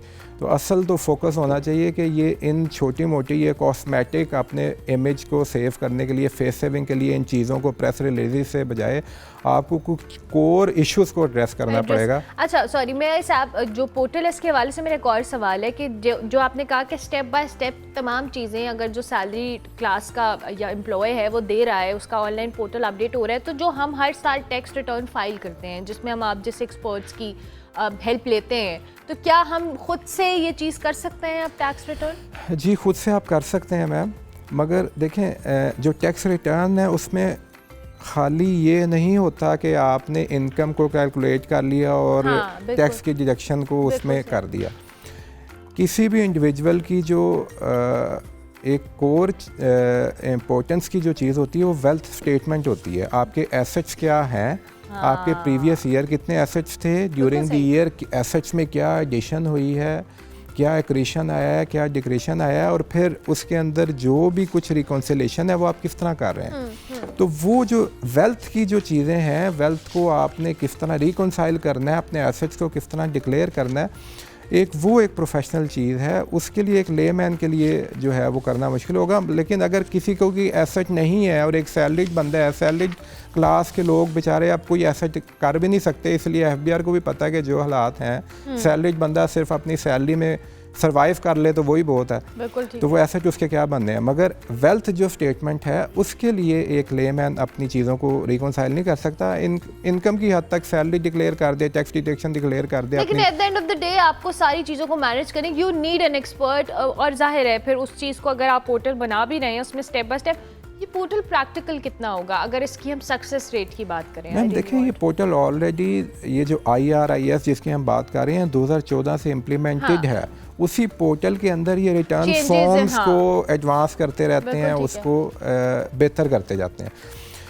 पोर्टल की जो इम्प्लीमेंटेशन है, जो इफेक्टिवनेस है, उसके ऊपर हमें कोई दो राय नहीं है। मकसद हमारा सिर्फ ये है कि जो कोर इश्यूज़ हैं आप उनको एड्रेस करें। मैं जो QR लॉगिन की जो बात करना चाह रहा था, आप एक पोर्टल के अंदर 10 तरह के काम हो रहे होते हैं, 10 तरह के बंदे लॉगिन करके काम कर रहे होते हैं। सिर्फ सेल टैक्स रजिस्टर्ड बंदों को आप अगर QR लॉगिन से अगर रिस्ट्रिक्ट कर रहे हैं, तो एक पोर्टल के ऊपर तो आपने इनकम टैक्स रिटर्न्स की भी वर्किंग करनी होती है, विद होल्डिंग चलान्स भी बनाने होते हैं, विद होल्डिंग के CPR भी डाउनलोड करने होते हैं, विद होल्डिंग की स्टेटमेंट्स फाइल करनी होती हैं, अपीलें फाइल करनी होती हैं, आपने कुछ रिटर्नों के प्रिंट लेने होते हैं, कुछ सेल टैक्स रिटर्नों के प्रिंट लेने होते हैं, 1000 तरह के काम चल रहे होते हैं। तो हमारा मुतालबा FBR से यही है कि इस तरह की चीज़ों को अगर आपने करना है तो पहले अपने सिस्टम को स्ट्रॉन्ग करें, और इस तरह रिस्ट्रिक्ट अगर आप पोर्टल के लॉगिन को रिस्ट्रिक्ट कर देंगे सारा सिस्टम जाम हो जाएगा। अभी पिछले 3 माह से इसी वजह से सारा सिस्टम चौक हुआ हुआ है कि रिटर्न फाइल नहीं हो पा रही, पोर्टल लॉगिन नहीं हो पा रहा। हम लोग ये कह रहे हैं कि जी अगर आपने सेल टैक्स रिटर्न की सबमिशन को कोई चेक करना है तो उसकी फ़ाइनल सबमिशन के ऊपर चेक लगाएं, पोर्टल को रिस्ट्रिक्ट ना करें। पोर्टल को रिस्ट्रिक्ट करने से बाकी सारे काम भी रुक जाते हैं। आप सेल टैक्स की रिटर्न्स की जो फाइनल सबमिशन है उसके ऊपर आप अपना वेरिफिकेशन लगाएं, QR कोड की लगाएं, उस पर जो मर्जी रिस्ट्रिक्शन लगाएं, मगर पोर्टल को तो एक्सेसिबल रहने दें ताकि बाकी काम तो चलता रहे। बिल्कुल ठीक है। और वही बात है कि ये जो अभी जरगाम साहब भी बात कर रहे हैं कि कन्वीनियंस अपनी जगह, अगर ये ऑलरेडी सिस्टम काम कर रहा है, इसमें चीज़ों को एडवांस करने की जहाँ पे कोशिश की गई है, लेकिन eight the end of the day वही बात है कि सैलरीड क्लास जो टैक्स दे रहा है, और 314 बिलियन टैक्स है जो कि FBR का अपना जो टारगेट है उससे भी कहीं ज़्यादा है जो सैलरीड क्लास ने टैक्स पे किया। और इसमें जो दीगर लोग हैं जो कि इनडायरेक्ट टैक्स देते हैं या देना चाहिए वो नहीं दे रहे। और अभी इसमें बिजनेसमैन का भी हम जिक्र कर रहे थे, टेक्सटाइल का जिक्र कर रहे थे, वो बहुत सारे ऐसे सेक्टर्स हैं जो टैक्स पे नहीं कर रहे हैं। अपना टैक्स नेट बढ़ाने की बजाय अगर हम वाकई सो राइट कि हम अपने कोर इश्यूज़ को जब तक एड्रेस नहीं करेंगे, हाउ कैन वी एक्सपेक्ट कि हमारा जो टैक्स नेट के अंदर ज़्यादा लोग आएंगे और वो टैक्स पे करेंगे। Thank you very much Zargham साहब, बहुत शुक्रिया आपका। हम ब्रेक लेंगे, ब्रेक के बाद वापस आएंगे।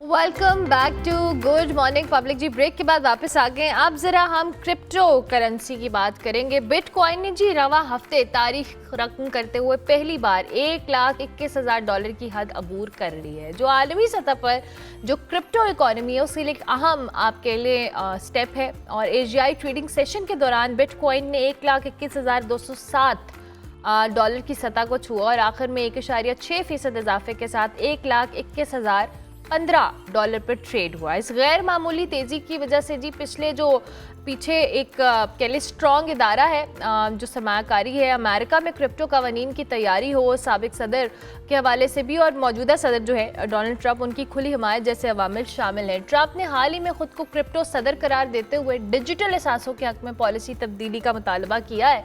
इस वक्त क्रिप्टो मार्केट की मजमूई मालियत $30 खरब 30 खरब 78 अरब डॉलर से ज़ायद है। और ऐसे वक्त में जब दुनिया को क्रिप्टो इनकलाब की तरफ बढ़ रही है, रेवोल्यूशन हो रहा है, इस हवाले से पाकिस्तान ने जी एक स्ट्रैटेजिक कदम उठाते हुए पाकिस्तान वर्चुअल असासा रेगुलेटरी अथॉरिटी कायम की है, जिससे आलमी सतह पर ना सिर्फ सराहा जा रहा है बल्कि इसे पाकिस्तान की जो डिजिटल मईशत है उसमें एक बड़ी पेशरफ भी करार दिया जा रहा है। अच्छा, ये थोड़ा सा आज हमने इस हवाले से क्योंकि मेरी अंडरस्टैंडिंग के लिए भी मैं ये सवाल भी करूँगी, और जो क्रिप्टो करेंसी वाला मामला है जिसे हम बिटकॉइन पे आज हम डिस्कशन करें, उसके साथ ब्लॉकचेन, थोड़ा सा इसको हम डिफ्रेंशिएट करने की भी कोशिश करते हैं कि इसमें क्या चीज़ें हैं और क्या टेक्निकल एस्पेक्ट्स हैं। पाकिस्तान ने जो ये एक बड़ा स्ट्रैटेजिक मूव की है, इसके अंदर हम क्या मुस्तकबिल में चेंजेस और पॉजिटिव चेंजेस एक्सपेक्ट कर सकते हैं। अहमद मंजूर साहब हमारे साथ मौजूद हैं, ब्लॉकचेन एक्सपर्ट हैं, उनको हम खुश आमदीद कहते हैं। अस्सलाम वालेकुम जी।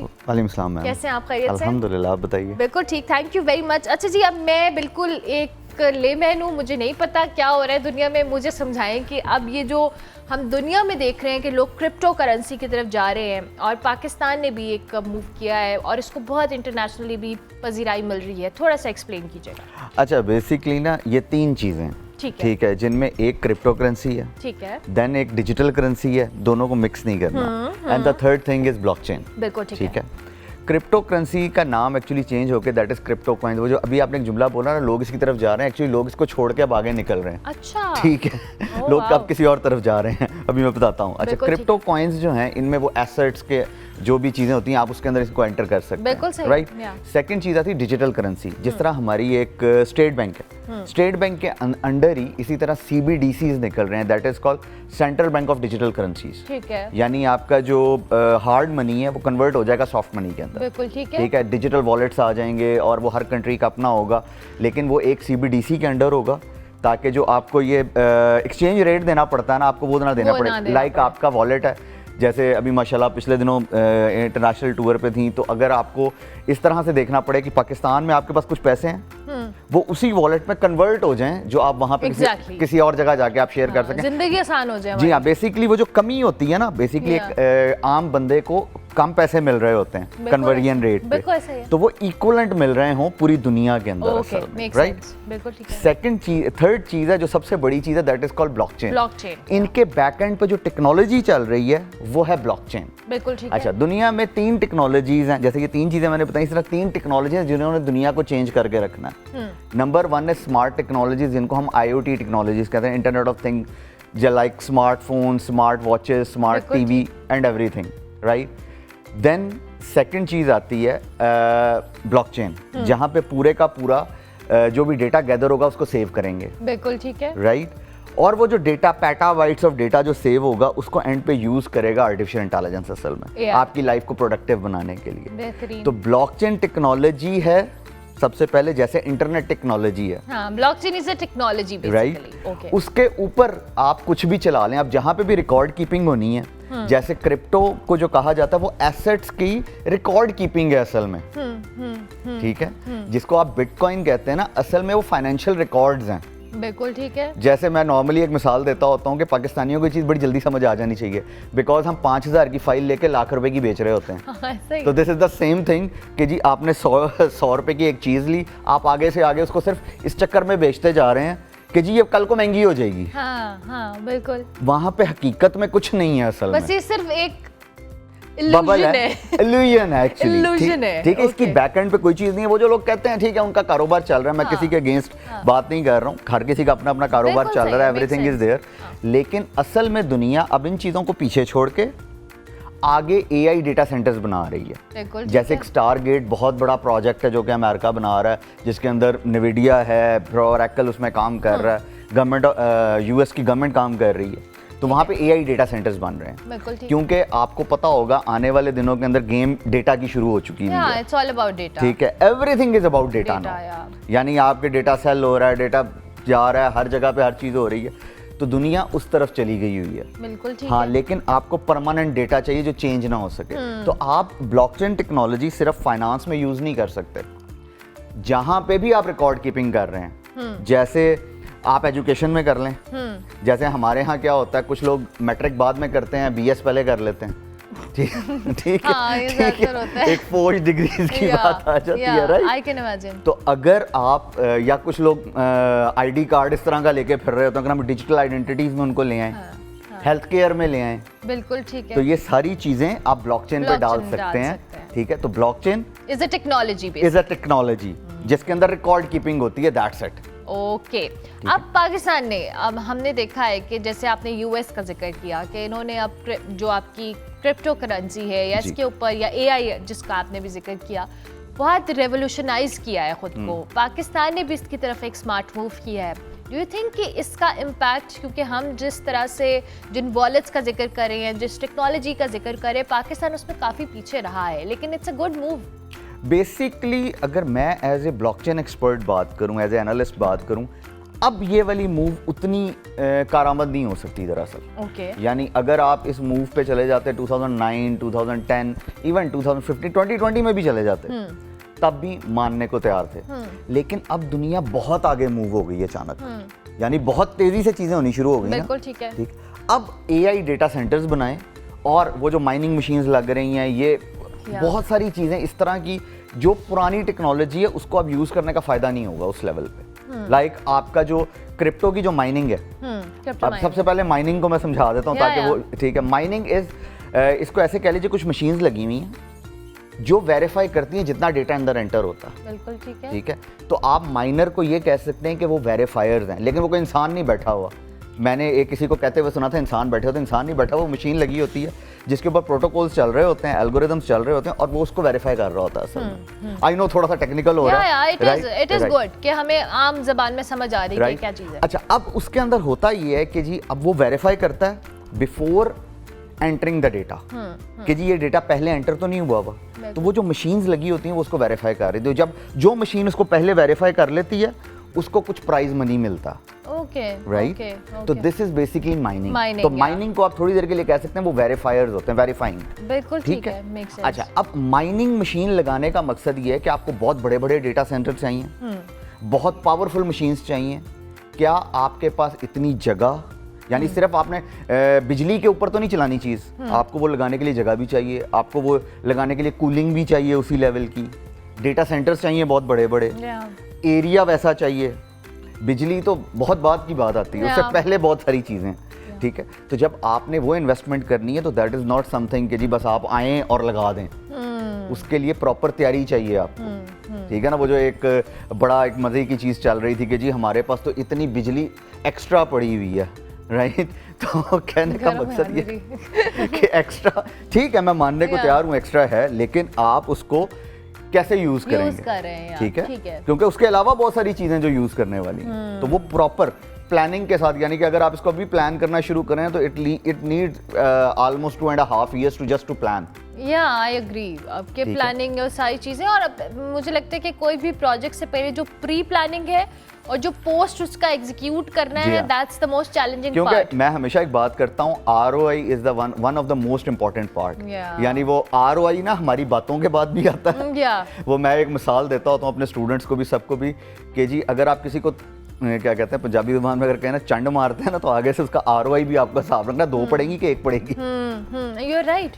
Return on investment is very important, कि वो कब पूरा हो रहा है, वो कितने अरसे में पूरा हो रहा है और उसके अगेंस्ट जा के आ रहा है। और अगर हम दुनिया के साथ कम्पीट करने की या हम उनके साथ कदम से कदम मिलाने की बात करें, तो क्विकली मुझे ये बताइएगा कि अगर हम AI सेंटर्स की तरफ भी जा रहे हैं, जैसे आपने कहा कि नेक्स्ट स्टेप है जो जिस पे दुनिया स्विच कर रही है, तो फिर हमें क्या, हम इसका एडवांटेज क्या देख रहे हैं ऑन अ बिगर स्केल? देखें, बेसिकली आपको क्या करना है, आपको आज से 5 साल बाद सोचना है। जैसे इसकी एक मैं मिसाल आपको ऐसे दे देता हूँ, हमारे यहाँ एक चीज़ कही जाती है कि जी MBA की जॉब्स अभी हैं, तो जो बच्चा आज MBA में एडमिशन लेगा वो जब निकलेगा ना तब MBA की जॉब नहीं होंगी। बिल्कुल ठीक बात है। सेम चीज़ टेक्नोलॉजी में भी है कि आपको 10 साल आगे की प्लानिंग करनी पड़ती है कि 10 साल में, अगले 5 साल में कौन सी टेक्नोलॉजी आ जाएगी, उसके लिए प्रिपरेशन करके देन आप अगले 5 साल फिर उससे फ़ायदा उठाते हैं। ठीक हो गया। तो हमें इस तरह से डिज़ाइन करना है, इस तरह से पॉलिसी मेकिंग करनी है ताकि हम ज़्यादा से ज़्यादा फ़ायदा उठा सकें। बेहतरीन, thank you very much M साहब, बहुत शुक्रिया आपका। ब्लॉकचेन एक्सपर्ट हमारे पास मौजूद थे जी। हम ज़रा दुनिया में जहाँ जहाँ चीज़ें रेवोल्यूशनाइज हो रही हैं उस पर बात कर रहे थे, और अभी आगे बढ़ते हैं। अगला सेगमेंट जो है हमारे साथ शहरयार शाह मौजूद है, और ये एक बड़े एडवेंचरस और एक्सप्लोरर किस्म के इंसान हैं। आप इनकी फुटेजेस भी अभी देख रहे हैं।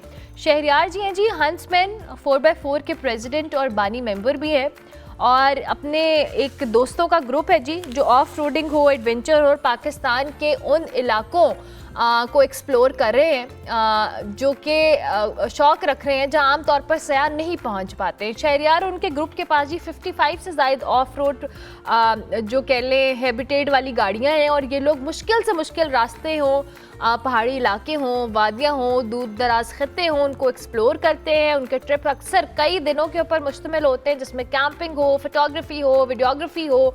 इसके साथ साथ पाकिस्तान का जो खूबसूरत इमेज है, कुदरती खूबसूरती है, दुनिया को पहुंचा रहे हैं। ख़ास बात यह है कि ये जो ग्रुप है ये अपने पर्सनल इंटरेस्ट और पाकिस्तान का पॉजिटिव इमेज दिखाने के लिए सफ़र करता है, और शहरयार और उनकी टीम मेंबर्स पाकिस्तान के जो शुमाली इलाका जात हैं उस समेत बेशुमार अनदेखे इलाकों की सैर कर चुके हैं, और हर साल कुछ नया सोचते हैं, नए मकामात पर अपनी मुहिमात का हिस्सा बनाते हैं। और आज शो में हम उनसे बात करेंगे। इस वक्त शहरयार शाह हमारे साथ मौजूद है। अस्सलाम वालेकुम Shahryar, I hope you are doing well and welcome to our show. कैसे हैं आप? वालेकुम सलाम जी, अल्हम्दुलिल्लाह मैं बिल्कुल ठीक हूँ। आप कैसी हैं? बिल्कुल ठीक शहरयार साहब। ये जो अभी हम फुटेजेस देख रहे हैं, शौक बहुत सारे लोगों को होता है, फिर जाहिर है ये जो हमारी व्हाट्सएप ग्रुप चैट्स होती हैं फ्रेंड्स की, प्लान्स बहुत सारे बनते हैं लेकिन एग्जीक्यूट होने में बड़ा टाइम लग जाता है। तो आपने, आपके दोस्तों ने कब फाइनली इसको कह लें एग्जीक्यूट किया? जी, ये जो आपने प्लानिंग वाली बात की है, पहले मैं इस पे आता हूँ। ये तो फन पार्ट एक्चुअली हमारा भी ये होता है कि जब हम कोई ट्रिप प्लान करते हैं तो 30 to 40 लोग उसमें शामिल होते हैं प्लानिंग के टाइम पे। फाइनलाइज करने के टाइम पे ऑलमोस्ट 20 रह जाते हैं समटाइम्स, और ऐसा भी होता है कि जब ट्रिप पे निकलते हैं तो फिर वो 15 होते हैं अक्सर। लेकिन उसके लिए कि फिर हम पेनल्टीज डालते हैं, फ्रेंडली पेनल्टीज होती हैं, फाइन्स होते हैं, तो देन हमारा अक्सर जो है वो ट्रिप काफ़ी बड़ा ही रहता है। बाकी हमारा ये जो हंट्समैन 4x4 क्लब है, इट वाज फाउंडेड इन 2018। इससे पहले हम पिछले 10-12 साल से दोस्त इकट्ठे ट्रिप एंड ट्रैवल कर रहे थे, but it was not labelled. तो हमने सोचा कि चलें हम अपने इस एक्टिविटी को, ये जो हमारी गैदरिंग है, इसको एक लेबल देते हैं। तो हंट्समैन 4x4 क्लब बेसिकली एक लेबल था, और सिर्फ आइडेंटिटी है इसकी। बाकी वी आर फ्रेंड्स, और हमारा जो पर्पस है वो ये है कि पाकिस्तान के डिफरेंट एरियाज़ जो हार्ड एरियाज़ हैं उनको एक्सप्लोर किया जाए, उसकी ब्यूटी को लोगों के सामने लाया जाए। और फिर हमारा उसमें एक और पर्पज़ ये भी होता है कि नॉर्थ में अक्सर कुछ ऐसे एरियाज़ भी हैं कि जिनके बारे में पिछले 6-7 साल से एम्बिग्विटीज़ चल रही थी कि वहाँ पे सिक्योरिटी के हालात नॉर्मल नहीं हैं। तो हमने मुख्तलिफ इवेंट्स ऐसे भी किए हैं कि जिसमें गवर्नमेंट के मुख्तलिफ इदारे और आर्मी के साथ मिल के हमने ऐसे हार्ड एरियाज़ में भी एक्सप्लोर किया है, और हमने लोगों को ये पैगाम दिया है कि सब कुछ नॉर्मल है, हालात नॉर्मल है, हमारी सिक्योरिटी फोर्सेस एजेंसीज जो हैं वो अपना काम ठीक से कर रही हैं, और आप लोग वहाँ पे आ सकते हैं। हम बहुत सारे एरियाज़ ऐसे हैं जहाँ पे के लोग नहीं जा रहे थे काफ़ी अरसे से, कि वहाँ पे हालात ठीक नहीं है, लेकिन हंट्समैन 4x4 के एक्सप्लोर करने के बाद, उसको पोर्ट्रे करने के बाद बहुत सारे लोगों ने वहाँ पे ट्रैवल किया है। I am glad. और हम मुझे थोड़ा सा उन इलाकों का भी बताएं जहां आप कह रहे हैं कि लोग थोड़े रिलक्टेंट थे जाने के, और आप लोगों ने उस चीज़ को मेक श्योर किया कि चीज़ को वाजे किया जाए कि these places are safe to travel. जी, बुनेर डिस्ट्रिक्ट बुनेर है, आप जानती होंगी कि पिछले कुछ अरसे से मुख्तलिफ से मिसहैप्स की वजह से काफ़ी इन रहा उसमें मीडिया में। लेकिन उसके बाद वहाँ पे जो हमारी फोर्सेस हैं वहाँ उन्होंने हालात बहुत नॉर्मल कर दिए, लेकिन वो जो एक खौफ था वो कायम था लोगों में। बुनेर बहुत खूबसूरत है। हमने पिछले साल बुनेर में एक जगह है इलम टॉप, हमने उसको एक्सप्लोर किया था, और हमारे पास ऑलमोस्ट 55 जीप्स थी जो हम वहाँ पे लेकर गए थे, बहुत टफ टेरेन पे, और फैमिलीज़ के साथ गए थे, बच्चे थे हमारे साथ, बाइकर्स हमारे साथ तकरीबन 50 के करीब बाइकर्स थे, पूरे पाकिस्तान थे।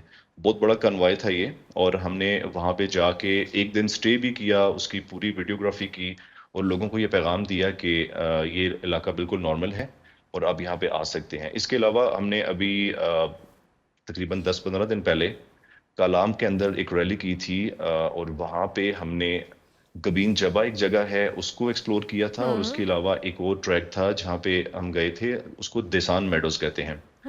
दिसान meadows is very less known, less explored area, जो कि ऑलमोस्ट 14,000 फीट की बुलंदी पे है, और it's totally off road track है ही नहीं, पत्थर ही पत्थर है सारे।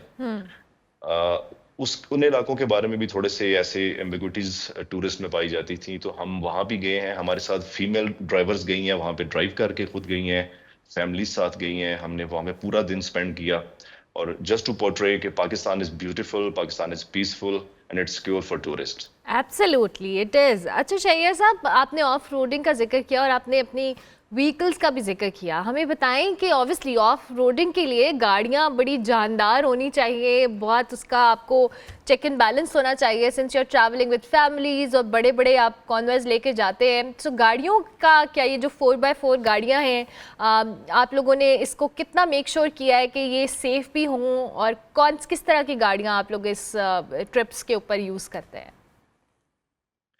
अभी भी स्क्रीन पे जो एक वीडियो चल रही है, देखने वाले देख भी रहे होंगे, उसमें एक कैप्शन आ रहा है कि anyone can buy a new 4x4 but only real main keep the old ones running. तो हमारा जो बेसिकली मोटो है वो ये है कि हमारे पास जो गाड़ियां हैं मोस्टली लैंड क्रूजर्स हैं, ओल्ड लैंड क्रूजर्स हैं, जिनको कि 40 सीरीज, 60 सीरीज और 70 सीरीज ये कहा जाता है, और 80 सीरीज। ये सारी जो हैं ये इसमें 80s में और 90s में गाड़ियां, यानी कि ये 35-40 साल पुरानी गाड़ियां हैं ये सारी। और अल्हम्दुलिल्लाह ये सारी गाड़ियां हमारी जो हैं वो वेल इक्विप्ड हैं, वेल प्रिपेयर्ड हैं for the camping, for the of road challenges. और दूसरी बात ये है कि ये उसके बारे में जो इंटरनेशनल कम्युनिटी है वो ये कहते हैं कि अगर आप 4x4 और ऑफ रोड के शौक में पड़ जाते हैं तो आपके पास किसी नेगेटिव एक्टिविटी में पढ़ने के लिए ना टाइम बचता है ना पैसे बचते हैं, क्योंकि ये एक महंगा शौक है। I can imagine. हम जी ये आपको जो स्क्रीन पे इस वक्त नजर आ रहे हैं, ये ओल्ड ट्रक्स, ये बहुत पैसे खा जाते हैं हमारे, लेकिन ये बेसिकली 100 जैसे शुरू में आपने भी जी मैं कनेक्टेड हूँ अभी। जी आप कनेक्टेड हैं, आपकी आवाज़ आ रही है, आप अपनी बात को रिपीट कीजिएगा प्लीज़। जी मैं ये कह रहा था कि ये जो हमारा ग्रुप है basically it's a group of friends जो कि म्यूचुअल इंटरेस्ट है, जिनका एक शौक है म्यूचुअल। तो इसमें ये होता है कि हम एक दूसरे को हेल्प आउट भी करते हैं पार्ट सोर्सिंग में, अच्छा मैकेनिक ढूंढने में। फिर हमारे जो ऑफ रोड के जो शौकीन होते हैं, जिन्होंने 30-30, 35-35 साल पुरानी गाड़ियां रखी होती हैं, वो आधे मैकेनिक तो हम खुद होते हैं सारे। तो ऑल्दो कि हमारे पास ग्रुप में अल्हम्दुलिल्लाह मिलिट्री ऑफिसर्स, डॉक्टर्स हैं, लॉयर्स हैं हमारे साथ, बिजनेस वाले लोग हैं, लेकिन ये वाला शौक ऐसा है कि जिसमें कि हम खुद गाड़ियों के नीचे घुस के देखते हैं, कोई फॉल्ट है खुद उसको चेक करते हैं, और ऑलमोस्ट हमें मैकेनिक्स की ज़रूरत नहीं पड़ती। हम ट्रिप्स पे जो हम सारे दोस्त होते हैं वो मिल के ट्रबल शूटिंग भी कर लेते हैं गाड़ियों की। ऑल्दो के हैंड्स ग्रीसी होते हैं, कपड़े ग्रीसी होते हैं, लेकिन मेमोरीज जो होती हैं वो एब्सोल्युटली मुझे ये सुनने में इतना एक्साइटिंग लग रहा है कि इतने सारे लोग एक फैमिली की तरह जा रहे हैं और उन इलाकों को एक्सप्लोर कर रहे हैं। तो इट डेफिनेटली एडवेंचरस तो है, पर at the same time memories भी बन रही हैं। आई रियली वांट कि आप हमारे देखने वालों को बताएं कि बहुत सारे लोग, जैसे आपने कहा म्यूचुअल इंटरेस्ट वाले लोग हैं, हम बहुत सारे ऐसे लोगों को अपने गिर्द जानते हैं जो इस तरह का शौक रखते हैं, बट ऑब्वियसली अकेले जाने से रिलक्टेंट होते हैं क्योंकि ऑफ रोडिंग है, फैमिलीज को लेके जाना है। अगर आप लोगों के साथ वो कोई इस तरह का कोलैबोरेशन करना चाहते हैं, आप लोगों के साथ ट्रैवल करना चाहते हैं, what can they do to be a part of your journey? बहुत अच्छा पॉइंट आपने रेज किया है। ये जो अभी भी साथ में आप फुटेज में जो ट्रैक्स दिखा रही हैं जी। ये बहुत रिमोट एरियाज होते हैं, यहाँ पे कोई सिग्नल्स नहीं होते हैं, कोई आबादी नहीं होती, समटाइम्स घंटों घंटों कोई बंदा, कोई सिग्नल नज़र नहीं आते। ऐसे इलाकों में वैसे भी आपको विदाउट ग्रुप ट्रैवल नहीं करना चाहिए। गाड़ियाँ हैं, ब्रेक डाउन आते हैं, और आप विद फैमिली या इवन अकेले भी ट्रैवल कर रहे हैं और आपकी गाड़ी में ब्रेक डाउन आ गया जहाँ पे आपके पास सिग्नल्स भी ना हो, आपके पास मैकेनिक अवेलेबल ना हो, तो आपके लिए बहुत परेशानी बन सकती है। हमेशा जो एक्सपर्ट्स होते हैं, ऑफ रोडिंग के एक्सपर्ट्स, वहाँ पे उन टेरेन्स के एक्सपर्ट्स, उनके साथ ट्रैवल करें, ग्रुप में ट्रैवल करें। वैसे भी हौसला होता है, हेल्प आउट करते हैं एक दूसरे को। और बाकी आपने कहा कि हमारे साथ अगर कोई इन कोलैबोरेशन जाना चाहता है तो हमारा इंस्टाग्राम पे हमारा जो पेज है वो भी बड़ा एक्टिवली हम चला रहे होते हैं। बहुत सारे लोग हमें हर महीने में 8-10 लोग जो हैं वो हमसे रब्ता करते हैं कि जी हमने आपके साथ नेक्स्ट एडवेंचर में पार्टिसिपेट करना है। इट्स टोटली फ्री, हम किसी से कुछ चार्ज नहीं करते। हर बंदा अपने एक्सपेंस पे ट्रैवल करता है, अपना एक्सपेंस खुद बेयर करता है। हम अपने एंड पे जितनी हेल्प हो सकती है, टेक्निकल हेल्प, वो ज़रूर देते हैं। और हम ऐसे लोगों को इनकरेज करते हैं। हमारे हर ट्रिप में हमारे साथ 2-3-4 गाड़ियाँ नहीं हैं, लेकिन हम मेक श्योर करते हैं कि जो बंदा हमें कांटेक्ट कर रहा है उससे हम मिलते हैं, और हमारी जो टीम के एक्सपर्ट मेंबर्स हैं वो गाड़ी की इंस्पेक्शन कर लेते हैं कि आया ये गाड़ी एक अच्छी ट्रैवल पार्टनर बनेगी या लायबिलिटी बन जाएगी जाके। बिल्कुल सही। फिर हम उन्हें गाइड भी करते हैं जी कि आपकी गाड़ी में ये कमी है, आप इसको ठीक करें, then you can travel with us. Still अगर उन लोगों को वहाँ पे कोई इश्यूज होते हैं, आ जाते हैं, ब्रेकडाउन्स आते हैं, तो हम उसमें फिर करते हैं, हेल्प आउट करते हैं उनको। जबरदस्त। हम इनकरेज करते हैं लोगों को कि आप ट्रैवल करें। That's great, thank you very much Shekhiyar साहब, बहुत शुक्रिया आपका। और अल्लाह करे कि आप लोग इस तरह के एडवेंचर करते रहें और खैर आफियत से करते रहें और दुनिया को दिखाते रहें पाकिस्तान। शेखियार शाह हमारे साथ मौजूद थे जी। उम्मीद करते हैं आपको आज का हमारा शो पसंद आया होगा। फीडबैक आपने हमारे सोशल मीडिया हैंडल्स पे लाजमी देना है। कल तक के लिए मेरी तरफ से अल्लाह हाफ़िज़।